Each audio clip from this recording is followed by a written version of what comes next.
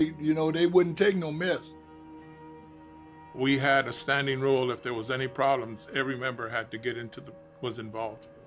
That's how this diamond came into light. Take none, give none. That's what we live by. They got one fist, but you notice it's multicolored, and it represents the fact that we are multi. They got, if you notice, they got different colors in there. It stands for nationality. That means we all together, no matter what. We got to this bar and we went in and they started buying rounds. So the first round I got a drink. So the next round come up, everybody ordered, I didn't get a drink. Working on the third round, I ain't got a drink from the second round. And he said to me, we don't serve niggas in this bar. And before I could do anything, 2 or 3 of my white brothers had him up. He had on a little tie, I'll never forget, he had a little tie. They grabbed that tie and jacked on it. It was choking him. He was trying to get a shotgun out from under. They took the gun out from under his head. And I can't tell you too much more.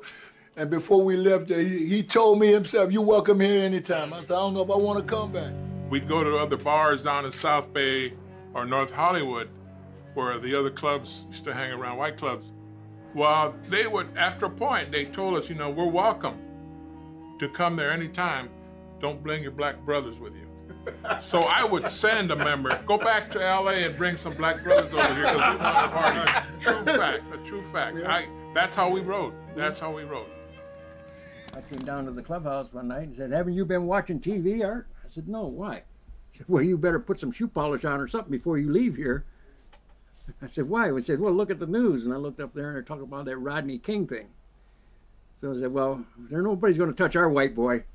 They all got on their bikes and they put me in the middle of the pack and escorted me all the way back to Azusa, California from the clubhouse there in Los Angeles. And that's a brotherhood. They wanted to make sure nobody was going to touch me. Even though I wasn't worried about it, they were worried about it for me. When you come to the chosen few, all that's dead. Especially the blood and the criminal. I mean, it doesn't matter what hood you're from. It doesn't matter none of that. Once you put that chosen few on your back, that's what it is. They always talk about 1%ers and all of that. We don't have to tell nobody whether or not we are. They know. Late 60s, early 70s, we was floating back and forth up and down the highway at will when no other black clubs would do it. A lot of people don't want to admit it. Because of what we did, they can do what they do. One time we got stopped at Current River. I ain't gonna call the club's name, but they stopped us, told Dangerous John, "Who gave y'all permission to come up and down here?" John said, "We don't ask for permission from nobody. We go where we want to go, do what we want to do, and ain't nobody going to stop it. Not what you want to do." And, because we was that bold, they left. We don't mess with nobody, and we ain't going to take nothing from nobody. Hey, listen up. We got 3 road captains, all right? 3 road captains. They're the only ones that are going to be pulling out. Everybody else rides side by side, all right? The road captains are going to flank us. We're gonna go up the road. When we go to Cook's Corner, we're gonna round it. We're gonna put up one finger. We all have to line up and go to the right. Because honor is a big thing, especially in the biker world. If you're a man of your word, that takes you a long way. If a person thinks that they can come up and go in your pocket and take it, they'll take it. If they know that if they're gonna come up and fuck with me and put their hand in my pocket and they're gonna lose an arm, they'll think twice about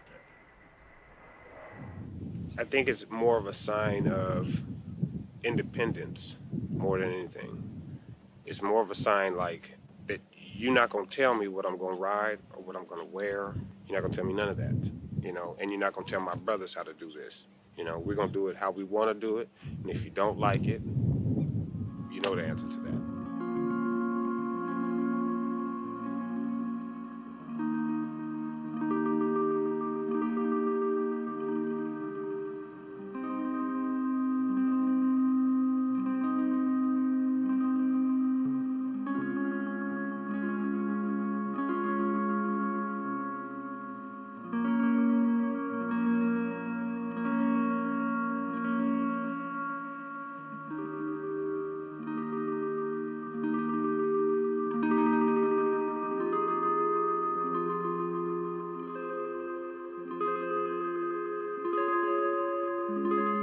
cross, it represents life.